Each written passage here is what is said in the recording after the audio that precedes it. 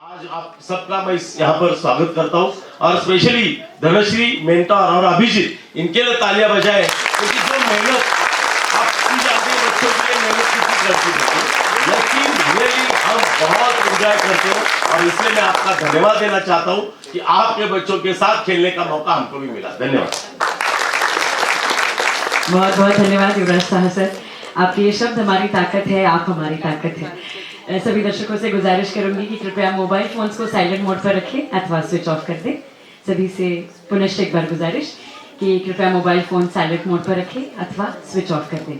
आइए लुत्फ उठाते हैं स्वतंत्र थिएटर के इस 3 दिवसीय हिंदी नाट्य महोत्सव का। हमारे बाल कलाकारों का, हमारे नन्हे कलाकारों का ये प्रयास है और उनकी ये शानदार पेशकश है विष्णु शर्मा की कहानियों पर आधारित हिंदी नाटक पंचतंत्र।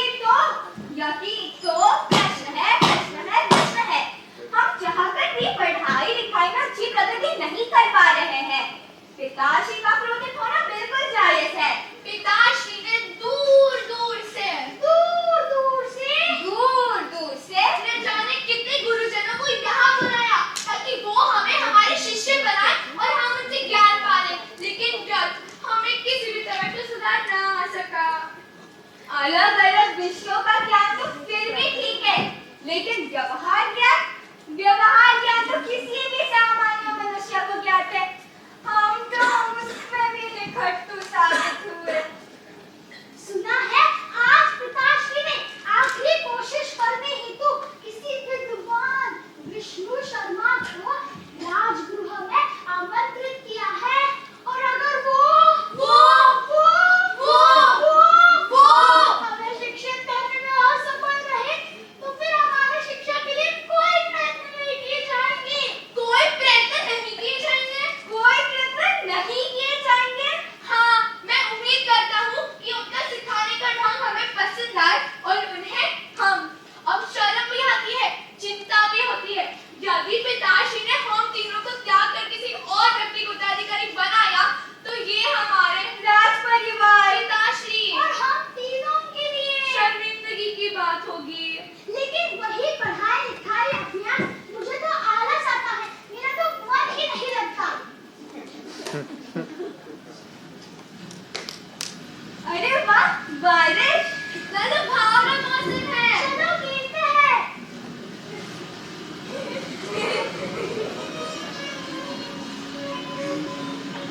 बेजान जमीन पर जब बारिश की कुछ बूंदें पड़ने से वो चैतन्यमय हो जाती है, वैसे ही हमारा आलस्य और पढ़ाई लिखाई के प्रति निरुत्साह तो शायद आचार्य विष्णु शर्मा जी के ज्ञान से चैतन्य मिल जाए। नए उत्साह से एक बार फिर तन मन धन से ज्ञान पाने के लालच से प्रेरित होते हैं।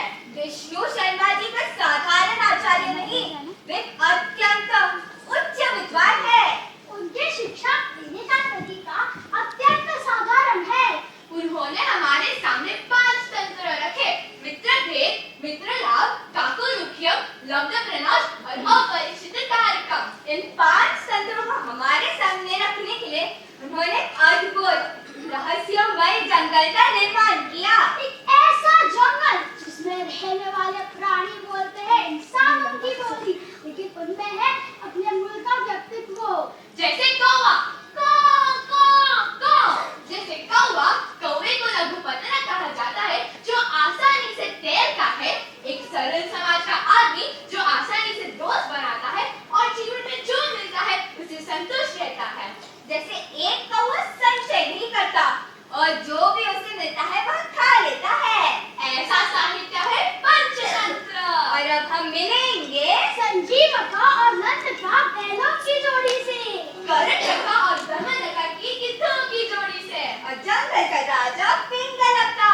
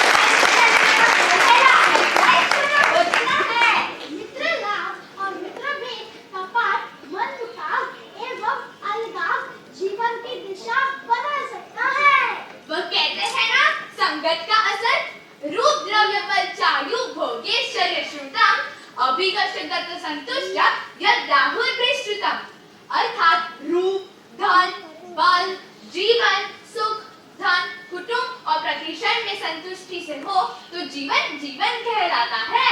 हाँ, संतुष्टि बहुत महत्वपूर्ण होती है। आज के अभ्यास में संतोष, अभ्यास समाप्त। मुझे भी यही लगता है। आज का अभ्यास समाप्त, आज का अभ्यास समाप्त, आज का अभ्यास समाप्त। लगता है मेरे दोनों भाई आचार्य की बताई हुई कहानी भूल गए। मैं अभी उन्हें याद दिलाकर आता हूँ। मन का प्याला कभी ना भरे, अनंत शक्ति, उग्र शक्ति।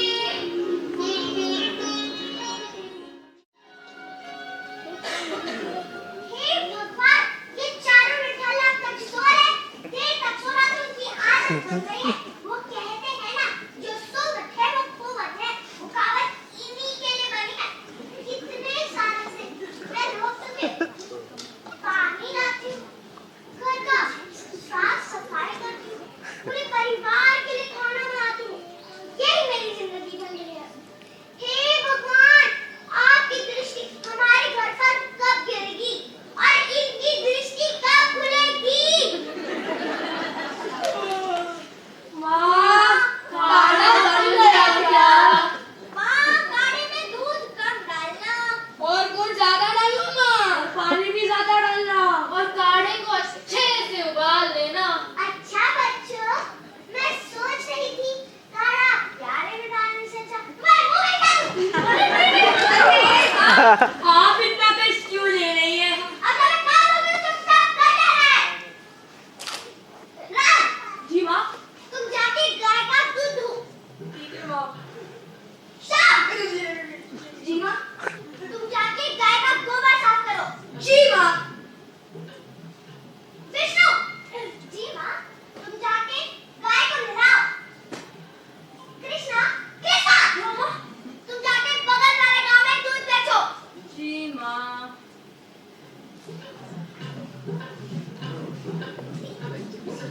सुनो भाइयों, हम ऐसा करेंगे। हम भी ऐसा करेंगे। ऐसा वैसा भी करेंगे। हम ऐसा करेंगे। हाँ। क्या खुशी चल रही है? कुछ नहीं माँ, हम बस सोच रहे थे इस काम से कैसे भागा जाए। नहीं, हमारा मतलब है कि इस काम को कैसे किया जाए। हाँ। अच्छा, जल्दी जाओ।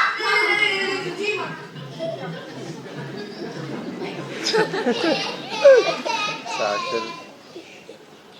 पता नहीं इन चारों का क्या होगा, कैसे होगा। जब तक मैं जिंदा हूँ तब तक ठीक है। जब मैं नहीं रहूंगी तब क्या होगा इसका? कब मेरा भाग्य खुलेगा? कब मैं गांव की दूसरी माताओं की सबको बता पाऊंगी कि देखो मेरे बेटे भी खूब कमाते हैं।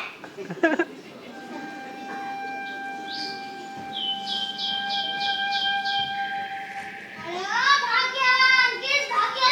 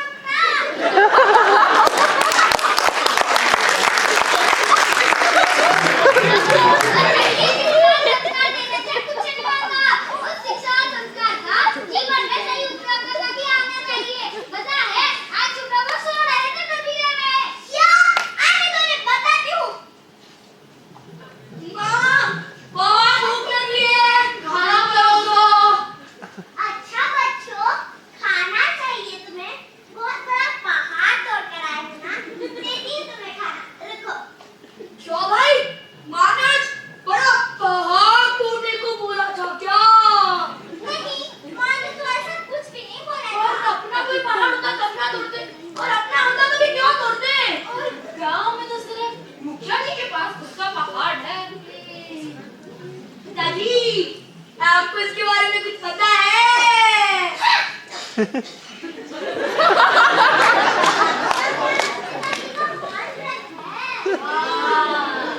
तो उसकी है। होगा।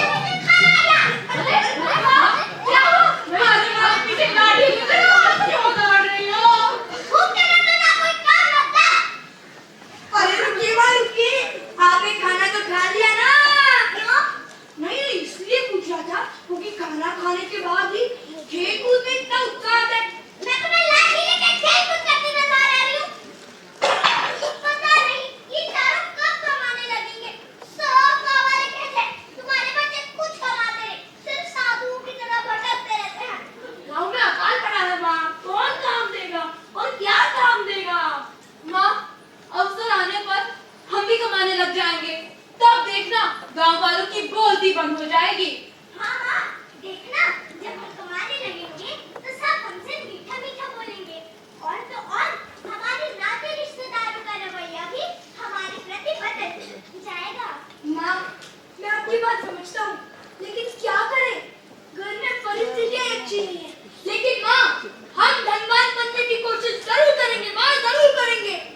हाँ हाँ, देखना जब हम धनी हो जाएंगे तो मैं आपके लिए तांबे के बर्तन लाऊंगा।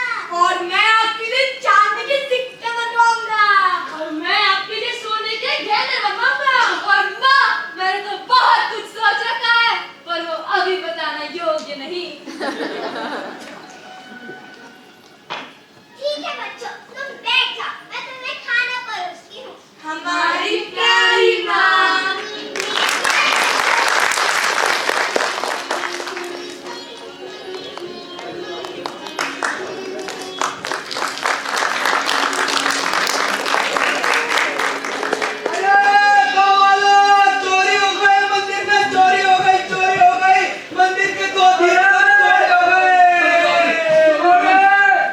क्या? किसने की चोरी? कब हुई? कैसे हुई चोरी? आपको कब पता चला? हमें आज अभी पता चला, इसलिए मैंने सभी को इकट्ठा किया यहाँ पर।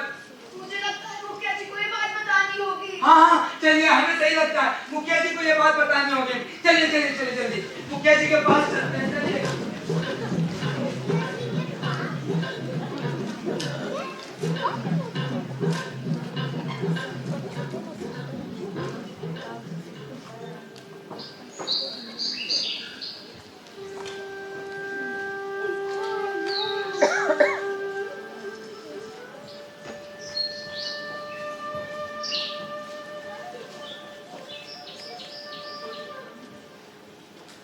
हाँ, तो बैठक शुरू की जाए। हाँ, बैठक क्यों बुलाई गई है और क्यों बुलाई गई है इसका हमें पंडित जी बताएंगे। काफी अच्छी शुरुआत है। धन्यवाद। खड़े नीचे। हाँ, पंडित जी बताइए क्या समस्या है? मुखिया जी, मैं सुबह सुबह गांव के मंदिर में पूजा करने गया था और देखा तो दीपस्तंभ थे ही नहीं, चोरी हो गए थे। मैंने सभी गांव वालों को इकट्ठा किया और आपके पास ले आया। काफी गंभीर अपराध है। पहले तो घरों में चोरियां होती थी, अभी तो मंदिरों में भी होने लगी है। क्यों? गांव वाला बताओ, किसने की होगी ये चोरी? मुखिया जी, कोई पड़ोस के गांव का आदमी होगा। इतना अकाल पड़ा है, कोई हमारे गांव का भी तो हो सकता है। मुखिया जी, मैं तो कहती हूँ गांव के सारे घरों की तलाशी होनी चाहिए, और अगर किसी के घर ना मिले और चोर ने दीपस्तंभ बेच दिया हो तो ये बात भी है। ऐसे पकड़ेंगे चोर को। मुखिया जी, मुझे इन चारों निठल्लों पर शक है। अरे ये क्या मेरे बच्चों का चोरी का जाल कर रहे हो? कुछ काम ही करते समय ये नहीं क्या चोरी करेंगे? और नहीं तो क्या, काम करते तो चोरी चकारी की नौबत नहीं आती। नहीं, ये झूठ है, ये गलत है, हमने नहीं की चोरी। मुखिया जी, हमारे माँ ने हमें ये सब नहीं सिखाया। मानव कि हम निर्धन हैं, बेरोजगार हैं, परंतु धन कमाने के लिए हम चोरी तो कतई नहीं करेंगे। पर मुखिया जी, हमारे माँ ने हमें संस्कार नहीं दिए। लो, कौन से माँ बाप अपने बच्चों को चोरी करना सिखाते हैं? आज सब जो डाकू बने, क्या उनके माता पिता ने उन्हें डाकू बनना सिखाया था कि जाओ बेटा लूटो मारो? तुम जैसे मुधर और बेरोजगार लोग ही ऐसा काम कर सकते हैं। देखिए देखिए, ऐसे झगड़ने से कुछ होने नहीं वाला। अगर आप लोगों को इन चारों भाइयों पर शक है तो साबित करके दिखाइए प्रमाण के साथ। चोर पकड़ा गया, चोर पकड़ा गया। अब मुखिया जी चोर पकड़ा गया। बगल के गांव में जिस को बेच रहा था। अपने गांव के कुछ लोगों ने उसे देख लिया और खत्म हो जाए। आप ही का इंतजार कर रहे हैं। चलिए चलिए। चलो, ये चारों तो निर्दोष साबित हो गए और चोर हमारे गांव से भी नहीं था। ये जानकर बड़ी खुशी हुई। चलो बैठक बर्खास्त की जाए।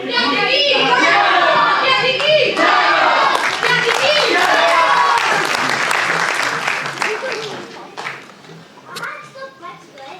और भी तो क्या, बिना मुझे चोर कहलाते हैं। सोचो भाइयों, हमारी छह कमाने वाली वृत्ति से सब हमसे दूर चले गए। यहाँ तक कि हमारे सारे नाते रिश्तेदार हमसे मुंह मोड़ लेते हैं। पहले तो गांव वाले सिर्फ हमें निर्धन और बेरोजगार बुलाया करते थे, अब तो चोर कहने पर ही डर रहे हैं। क्या जीवन पे नौकरी कमाना और बेरोजगार रहना पाप है? हमारे लिए नहीं, सिर्फ गांव वालों के लिए। कभी चोरी जैसी कोई घटना हो तो किसी और का पाप हम पर डाले। हमें अब कुछ भी कर धनी इंसान बनना होगा। हमें बहुत सारा धन कमाना ही होगा। लेकिन हम जाएं तो कहाँ जाएं? गांव में तो अकाल पड़ा है, जाएंगे भी तो कहाँ? हम दूसरे राज्यों में जाएंगे। क्या? हाँ, हम दूसरे राज्यों में जाएंगे और धन कमाने की कोशिश करके ही वापस लौटेंगे। तो ये तय रहा, जब तक धनी नहीं बनेंगे तब तक गांव में वापस नहीं लौटेंगे।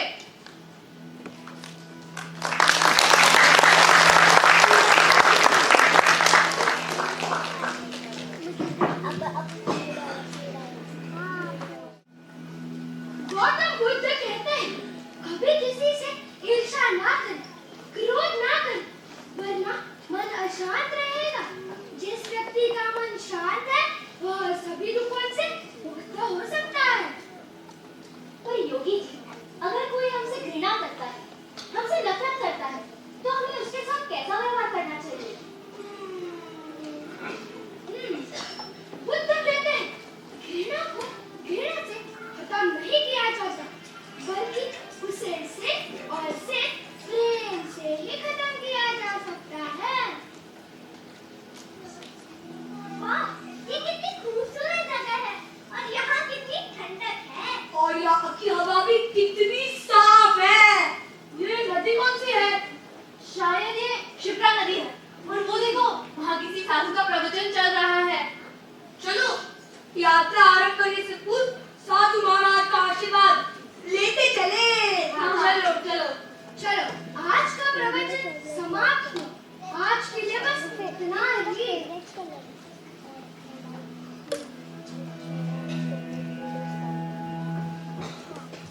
साधु महाराज, हमने आपका प्रवचन सुना, हमें बहुत प्रसन्नता हुई।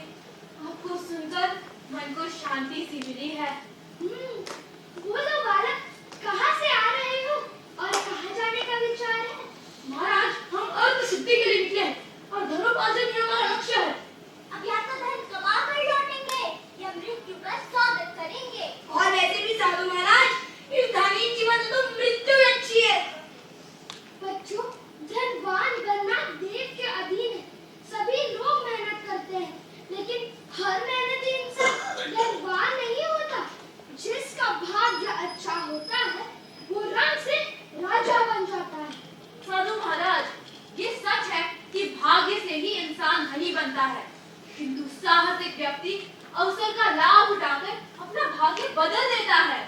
हाँ महाराज, कभी-कभी व्यक्ति का व्यक्तित्व दया से भी अधिक बलवान हो जाता है। इसलिए आप उन्हें भाग्य का नाम लेकर निरुत्साहित ना करें। हमने अब धनोपार्जन का प्रण पूरा करके ही लौटने का निश्चय किया है। और साधु महाराज, आप तो अनेक सिद्धियों कर सकते हैं। आप चाहे तो हमारी मदद भी कर सकते हैं।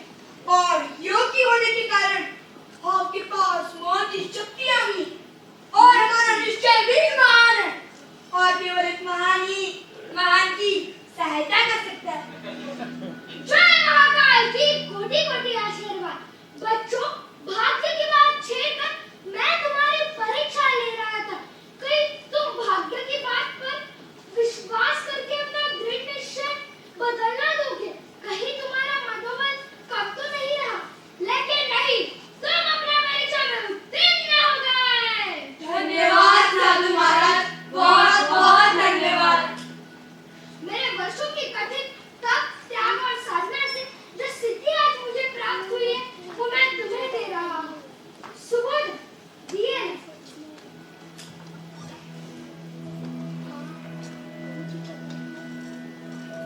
तुम चारों ये दिए तो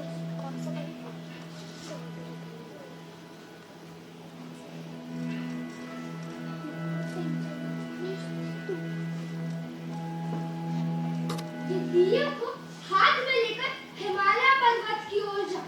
जहाँ तुम्हारा दिया बुझ जाए वही तुम्हें धन मिलेगा। धन लेकर सीधा घर चले जाना। धन्यवाद महाराज, हम जीवन भर आपके ऋणी रहेंगे।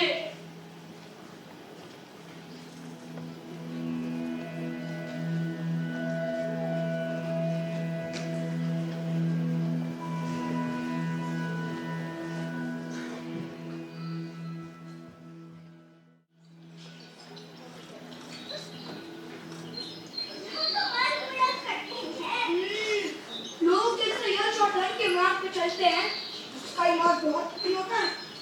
हमें हार मानकर नहीं चलेगा भाइयों, हमें कुछ और भी तो पाना है। चलते चलो, चलते चलो।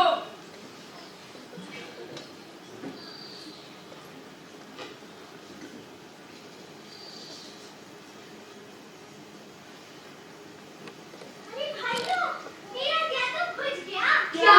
क्या? हाँ हाँ, मेरा दिया बुझ गया। कृष्णा, कुदाली तो देना जरा। ये लो।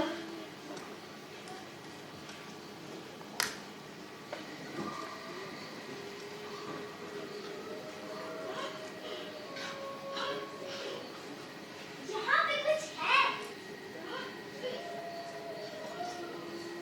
भाइयों, यहाँ पे तो तांबा है, तांबा। चलो इस तांबे को लेकर घर निकल जाते हैं। नहीं नहीं नहीं नहीं, तुम्हें जाना है तो जाओ। मैं तो आगे जाऊंगा। मैं तो और आगे जाऊंगा। मैं सबसे आगे जाऊंगा। ये लो कृष्णा, कुदाली। अच्छा भाइयों, प्रणाम। मैं अपना तांबा लेके चला। माँ कितनी खुश हो जाएंगी तांबा देखकर। चलो यात्रा जारी रखे। चलते चलो, चलते चलो। अरे भाइयों, मेरा भी दिया बुझ गया। क्या? सच? ये लो कुदाल।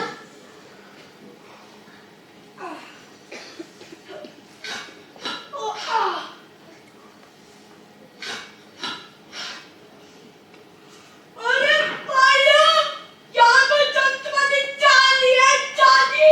वाह वाह, चांदी। भाई तुम्हारी तो चांदी ही चांदी हो गई। चलो भाइयों, शीघ्र चले जाते हैं। ना ना ना ना ना, अगर यहाँ चांदी है तो आगे सोना होगा, और सोने के आगे भी तो कुछ और होगा। तो भाइयों, आप लोगों ने मेरे साथ चलने के बारे में क्या विचार किया है? नहीं भाई, तुम अपनी चांदी लेकर निकल जाओ। प्रणाम भाइयों, जैसे आपकी इच्छा। मैं तो अपनी चांदी लेकर चला। माँ तो कितनी खुश हो जाएगी ना। मैंने उनको कहा था कि मैं उनके लिए चांदी के सिक्के बनवाऊंगा। ये सफर कितना कठिन है। हाँ, यहाँ की पहाड़ी, यहाँ की उतार चढ़ाव, उन्होंने तो मुझे थका दिया। मुझे अपने भाइयों के साथ तांबा और चांदी लेकर निकल जाना चाहिए था। मूर्ख कहीं के। मूर्ख? मुझे क्या मूर्ख कह रहे हो? गुरु महाराज ने हमें इतने दिव्य दीपक दिए और इतनी दिव्य चीज हाथ में आने के बावजूद तुम आधे रास्ते में हार मानना चाहते हो। हाँ, तुम सही कह रहे हो। चलो चलते हैं। बढ़ो भाई, बढ़ो, आगे बढ़ो।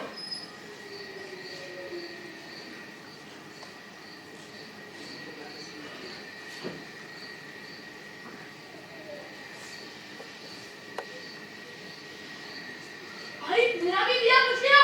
हाँ, जल्दी खोलो।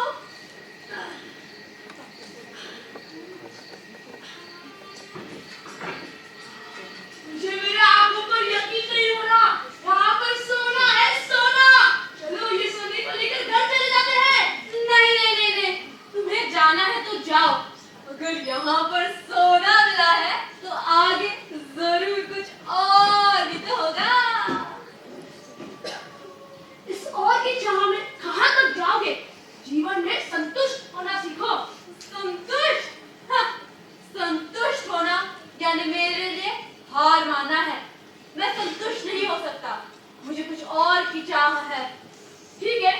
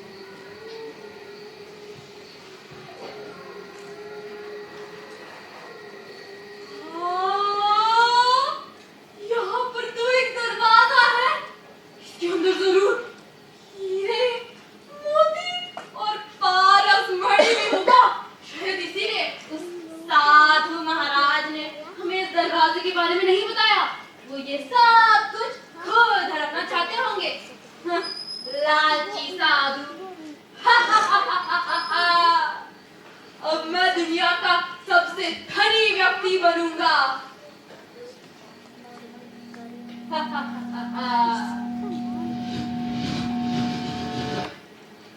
अरे भाई, ये कौन सी जगह है? कौन सी जगह? पीने का पानी कहाँ मिल सकता है? मुझे बहुत प्यास लगी है, बहुत प्यास लगी है। यहाँ कभी कुछ नहीं मिलता। ये कौन सी जगह है? मैं कहाँ आ गया? पीने का पानी भी नहीं मिलता। लोभ मुलानी पापानी संकटानी तथा विच लोभत्त परवरार्तते वैरामतिथोवा केशयामि। मतलब मैं कुछ समझा नहीं। लोभ सभी संकटों और पाप का मूल कारण होता है। तुम लोभ के नर्क में आ पहुंची हो। पर तुम हो कौन? मैं भोगी हूँ, भोग रहा हूँ। मैं तुम्हारी तरह निर्धन था, धन कमाने हेतु निकला। मुझे भी एक योगी मिले, उन्होंने मेरा पथ प्रदर्शन किया। मुझे तांबा, चांदी, सोना मिला, लेकिन और धन के लालच में यहाँ पहुंचा। पर तुम ये क्या कर रहे हो? यहाँ कब से हो? कब से? मैं 1000 सालों से यही इस बिना पेड़ के मटके से पानी इस कुएं से सामने वाले खाली कुएं में भर रहा हूँ। 1000 सालों से भर रहा हूँ, पर एक बूंद नहीं भर पाया। पर अब तुम आ गई हो तो मैं मुक्त हो गया हूँ और ये काम तुम्हें करना होगा। हे भगवान, ये क्या काम हो गया मुझसे? मैं यहाँ से कब मुक्त हो पाऊंगा? जब और कोई लोभ लालच के कारण यहाँ पहुंचेगा तभी। कि मैं कहाँ आ गया? कहाँ फंस गया? मैं अब क्या करूँ? मुझे घर जाना है। मुझे घर जाना है। हे भगवान, मुझे बचा ले। मुझे अब और की चाह नहीं है। नहीं है।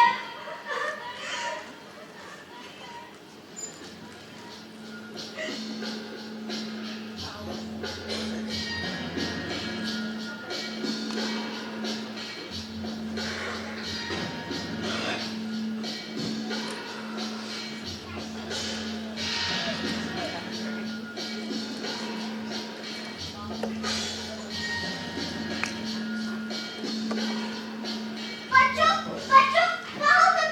बच्चों बच्चों कहाँ हो तुम? बच्चों मेरे बच्चों कहाँ हो तुम? कहाँ हो तुम? राम श्याम विष्णु कृष्णा कहाँ हो तुम सब? कहाँ हो बच्चों बच्चों बच्चों कहाँ हो तुम सब? कहाँ क्या हुआ माँ? क्या हुआ? कहाँ गए थे तुम सब? हम कहाँ घूमने गए थे? क्या हुआ माँ? तुम इतनी चिंतित क्यों हो? कुछ नहीं बच्चों, मुझे बहुत बुरा सपना आया था। तुम ऐसी मेहनत करके अपना जीवन व्यापन करो। धन कमाने हेतु कभी भी सोच रास्ता मत अपनाना। तुम खुद जो कमाओगे वो हमेशा तुम्हारे साथ है। लोभ लालच में कभी मत फंसना। जो है उसी में खुशियाँ सीख लो। जी माँ, हम ये उपदेश जीवन भर याद रखेंगे। मेरे प्यारे बच्चों,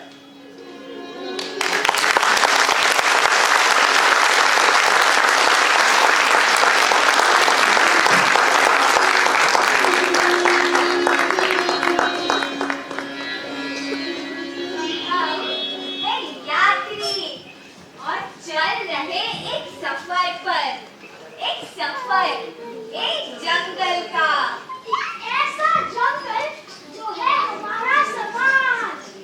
जंगल की व्यवस्था खाती है मेल सामाजिक व्यवस्था से, लेकिन जंगल के प्राणी इस सामाजिक प्राणी जिसका नाम है इंसान। और जब इंसान की छवि बनती है तब उनमें होता है अनेक गुणों का सार। कर्तव्य निष्ठा, चारित्र, उदारता, परिश्रम और अवगुण जैसे इल्जाम लगाना, बुराई करना, लालच करना।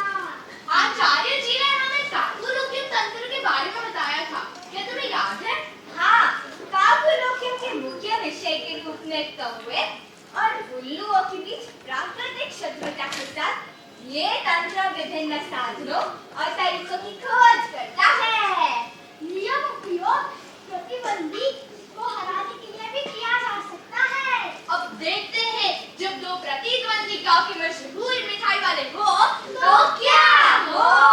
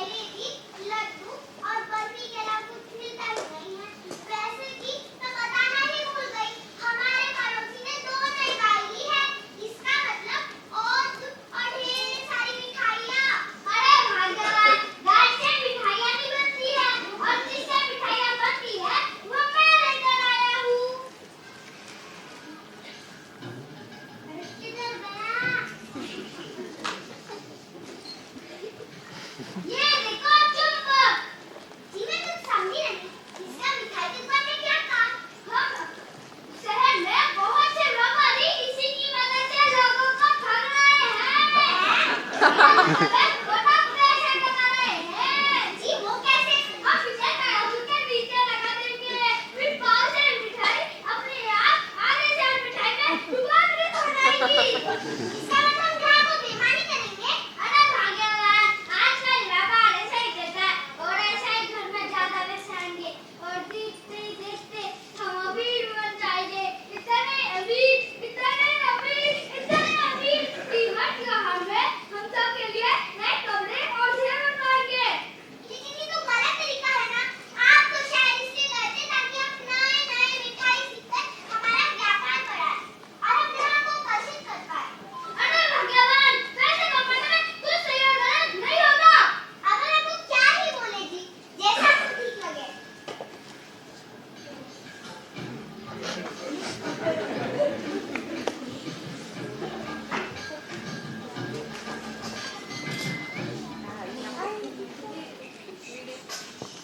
कद्दू जी की चली बारात, कद्दू जी की चली बारात, हुई बताशों की बरसात, हुई बताशों की बरसात। बैगन की गाड़ी के ऊपर, बैगन की गाड़ी के ऊपर बैठे कद्दू राजा, बैठे कद्दू राजा। शलजम और प्याज ने मिलकर खूब बजाया बाजा। शलजम और प्याज ने मिलकर खूब बजाया बाजा, और प्याज ने मिलकर खूब बजाया बाजा। कद्दू जी हंसते मुस्कुराते, कद्दू जी हंसते मुस्कुराते, लौकी दुल्हन लाए, कटहल और करेले जी ने चाट पकौड़े खाए। नहीं माँ, करेला नहीं। चाट बेटा और दोहराओ। नहीं माँ, करेला बहुत कड़वा होता है, करेला नहीं। चुप बेटा, परेशान मत करो। माँ, कोई और सब्जी। तुम्हें बस परेशान नहीं करना आता है। आओ इधर, तुम्हें सबक सिखाती हूँ। हटो।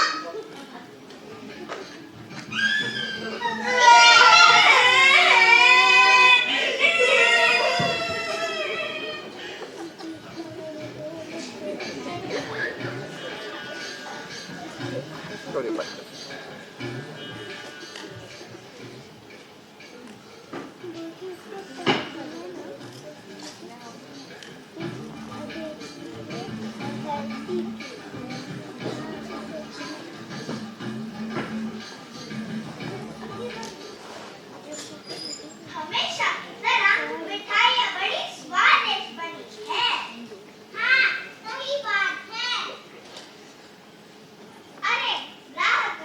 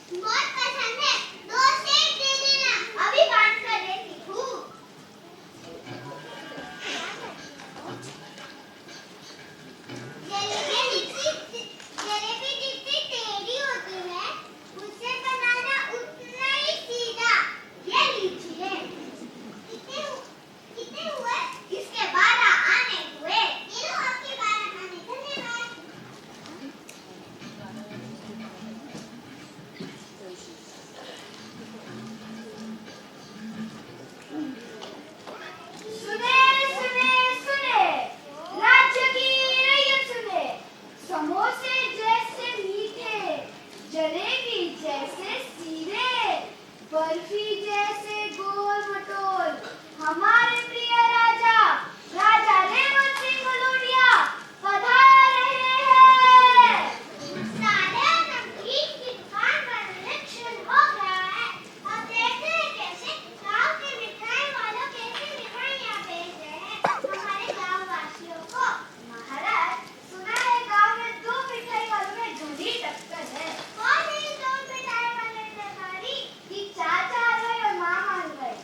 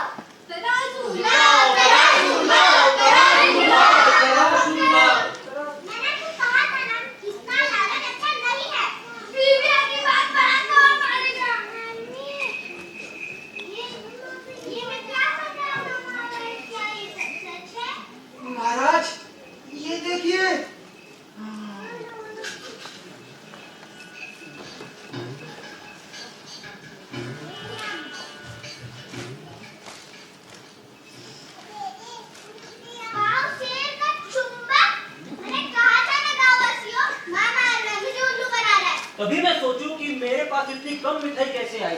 बोलो मामा हलवाई। हाँ बोलो मामा हलवाई। वो क्या बोलेगा, उसकी दुकान पर तो ताला लगाना चाहिए और हमेशा के लिए दुकान बंद करनी चाहिए। बंद करो, बंद करो, बंद करो। बस करो। बोलो मामा हलवाई, तुम्हें कुछ बोल रहा है? महाराज मुझे माफ कीजिए, मैं तहे दिल से आप सभी से माफी मांगता हूँ।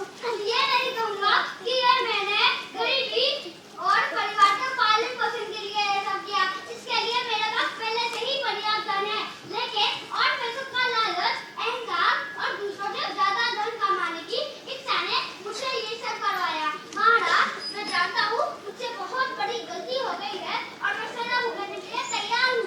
मामा हलवाई मैं जानता हूँ आपसे गलती हुई है और आप अपनी गलती की भी माफी मांग रहे हैं, लेकिन जैसा आप सभी जानते हो कि ईमानदारी हमारे राज्य की जरूरत है और आपने ईमानदारी से अपनी गलती मांगी तो हम आपको माफ कर देंगे।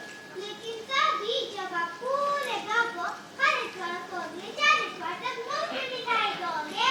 जी महाराज, मैं अपनी प्राइस लिस्ट की शुरुआत आज से करूंगा और सभी गाँव वालों को मेरी तरफ से मुफ्त में मिठाई।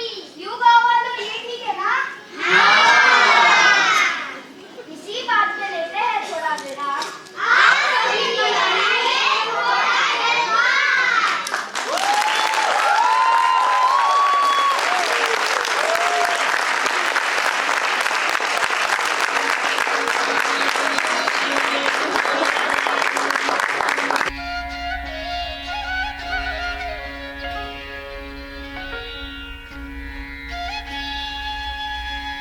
दस मिनट का मध्याह्न।